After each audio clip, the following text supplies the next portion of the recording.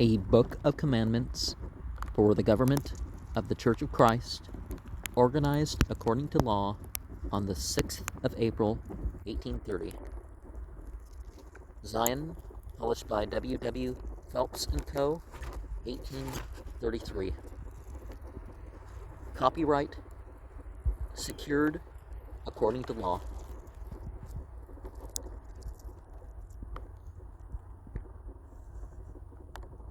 And read the Book of Commandments, which contains the first published revelations given to the prophet Joseph Smith. It was published in 1833 in Independence, Missouri. Read the Doctrine and Covenants.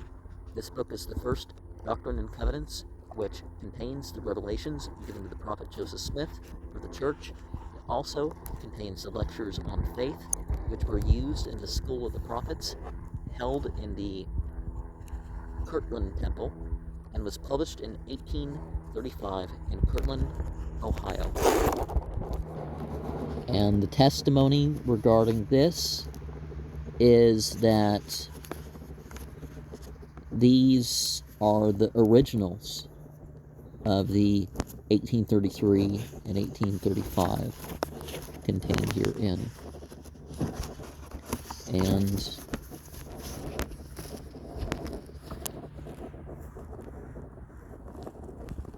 has humanity risen above the law, or have they gone sideways with the law?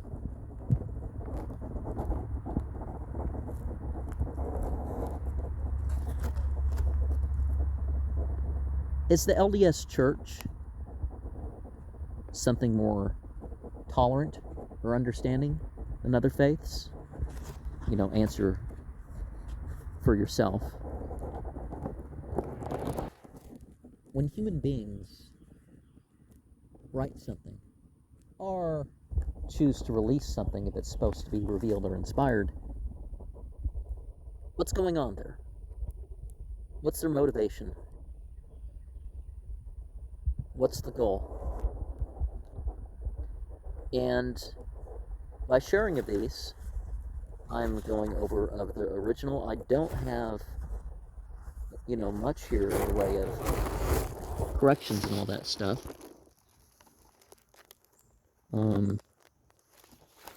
But there's a sign outside the home that Joseph Smith had. And the sign says that the property was purchased by the Church of Jesus Christ of Latter-day Saints in March of 1956. And it says that Joseph Smith received 15 revelations in that home. And if I'm off the property, I'm going to tell you where my dreams happened.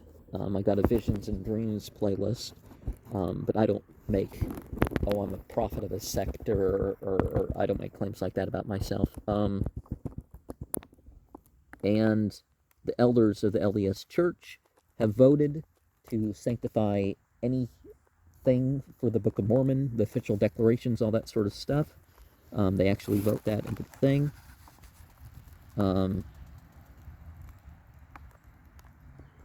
And there's, an identification made at the place in Hiram, Ohio, where Joseph Smith was tarred and feathered.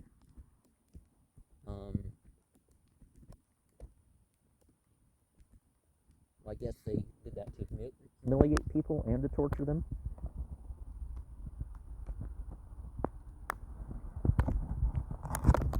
And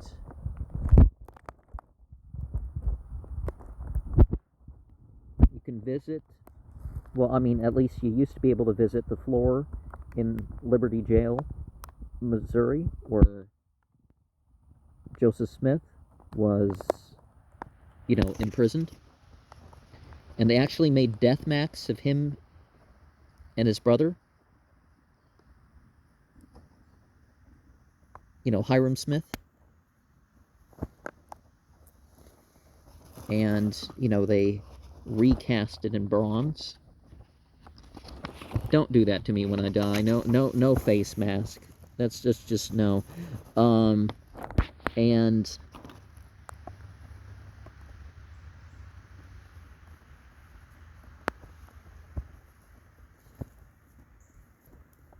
of course, the LDS have their own school churches.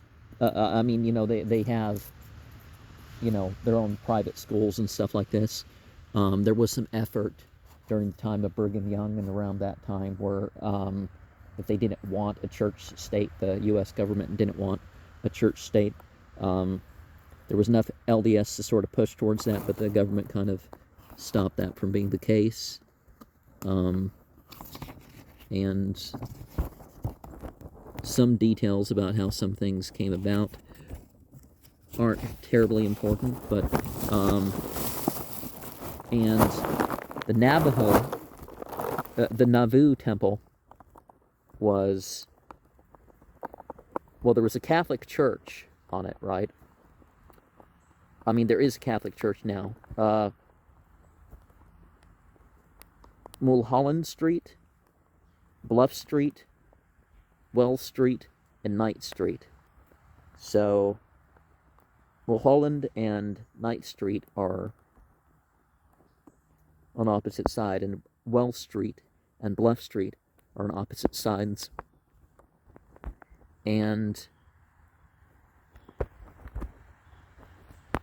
the Mulholland Street and the Wells Street has a quadrant that that corner is right next to the Catholic Church. And there's a gas station next to that, and then there's stuff that the LDS owns, and then there's a bigger block of that quadrant that's LDS, and then there's a phone company that has a sliver of the next quadrant, and then that's LDS, and then, there's what you would call administration LDS, and then LDS, and then art LDS, and that's a little bit hard to describe the shape of it. And Joseph Smith, of course, plotted the idea of a city of Zion, because their whole idea is establishing, because the Bible takes it beyond blood and soil, but they were again trying to take it, to a different place, right? Because doesn't Jesus say it's going to be taken away from the Israelites? But the Ishmaelites, it's like, well, the LDS weren't claiming from the Ishmaelites, so that doesn't. And they used to have conventions for, these are the priesthood holders and all that sort of stuff. Just like in Eckankar, who also has their thing in April and October. Their worldwide conferences, their springtime seminar and their worldwide conference. They have a higher initiates meeting, and the LDS used to have a Melchizedek priesthood meeting. Or they used to have them in some stakes, anyways. And, I guess they would now have some things there, but, and David O. McKay, he gave a discussion on the priesthood for 100 years in 1934 and provided refreshments to the people. And they've changed the thing about the marriages, that we believe the husbands and the parents and masters who exercise control over their wives, children, and servants, and prevent them from embracing the truth, will have to answer for that sin. That's said. So, and they changed the marriage ceremony. And I think my father has told the story that he said, well, that's implied. Because the Bible kind of goes too far with the whole obedience thing, because in Pauline Christianity, wives and slave masters and, wives and slaves are supposed to obey even in wickedness, because it's somehow obedience to Christ. And there's the general implication that you believe and obey whatever your government wants you to do. And that's, you know, they organized. They also, the assembly was large in preserving the order of the whole assembly. Okay, page 255. And okay, 255 is in section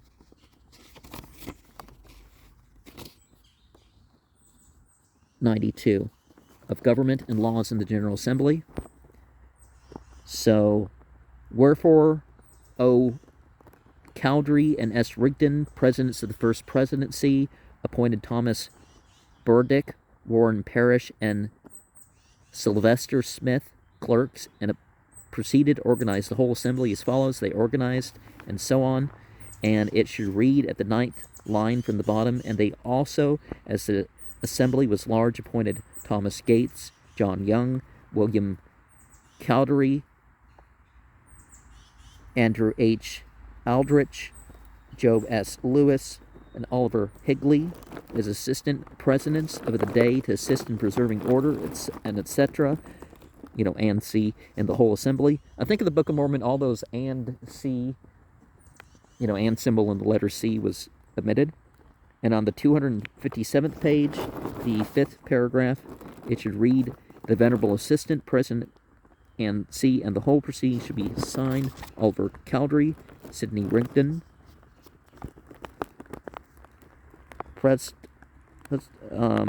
Thomas Burdick, Warren Parrish, Sylvester Smith, clerks.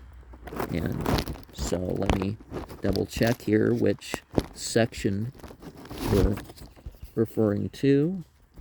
And there was an index to kind of help a person for that. 57 was the General Assembly bit. Okay. So the Articles of Faith, 3, 5, 12, 35, 44, 52, 58, 63, you know, because there were 7 of those articles, and I guess nowadays they don't list those. And there's some stuff we can mention here a little bit. Let me flip through a little. Okay. So the Peter Whitmer home, the church telling the story, what happened at the Whitmire house. Okay, so that has, at least in the 50s, this was still available.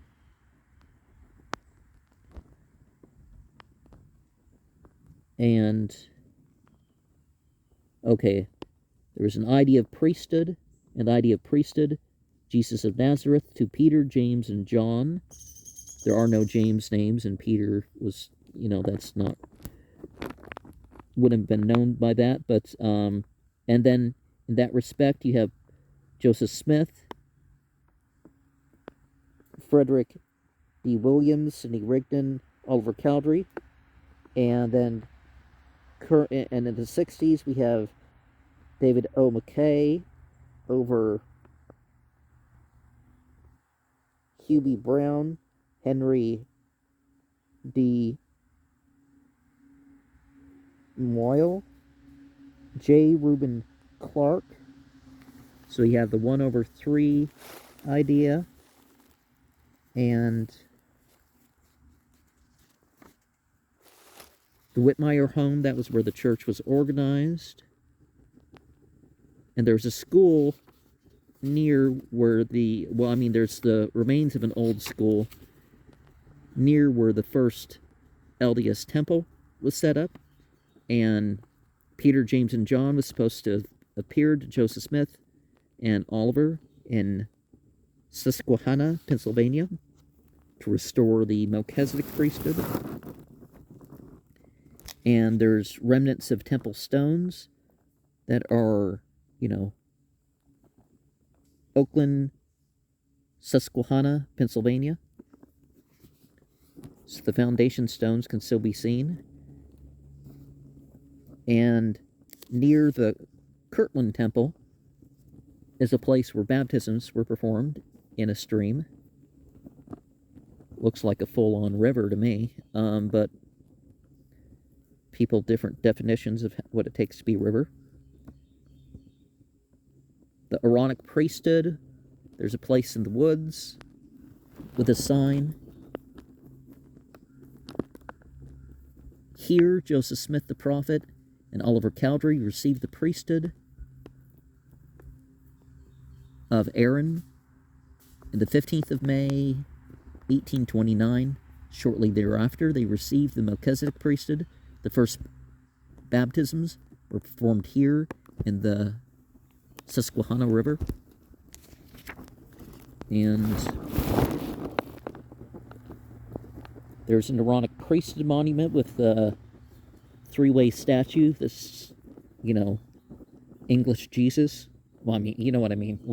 Dude looks English.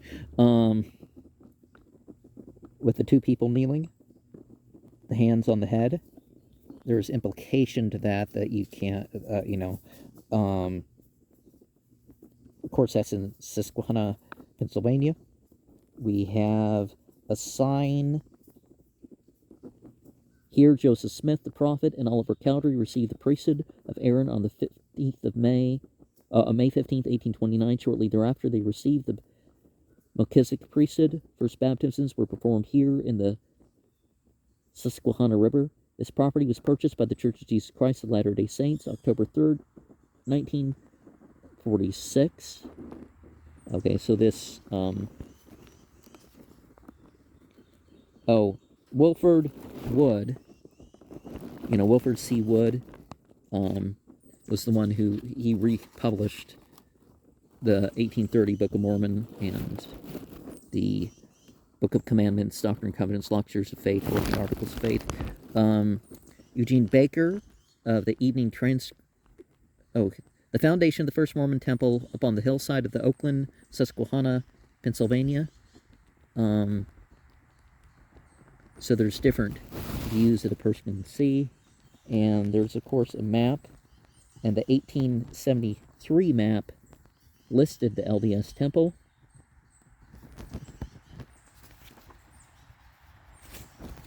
And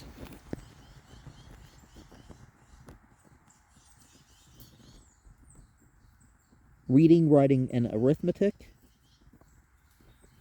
were some books of Joseph Smith's that survived.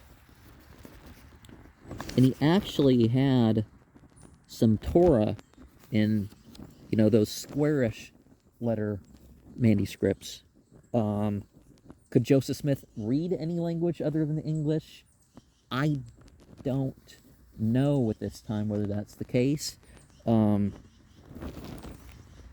And they have the box that Joseph Smith contained. He said that this Urim and Thummim were, and the breastplates and the gold plates. And it was borrowed from Hiram Smith. But they made a separate box later. There's this Mayan manuscript thing that comes in a special box, and it's a colorful reprint, and it's like, but it's rather expensive. But that reminds me of that sort of thing, and it definitely makes me want it, right? And there's a monument to Joseph Smith receiving the plates from the Angel Moroni in Bountiful, Utah.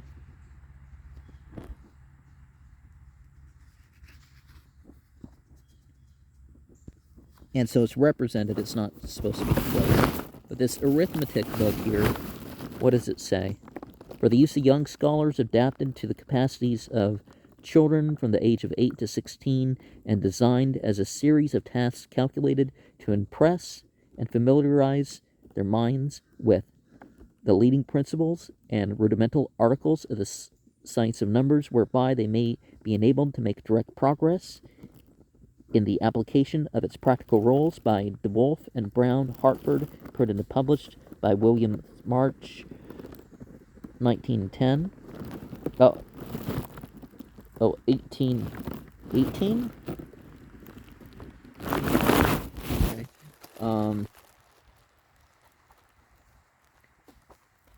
Now, one of the things that, it's obviously going to come up is there's going to be, if you know of any differences, please inform. I think there might be the least differences when we're talking the pearl of great price.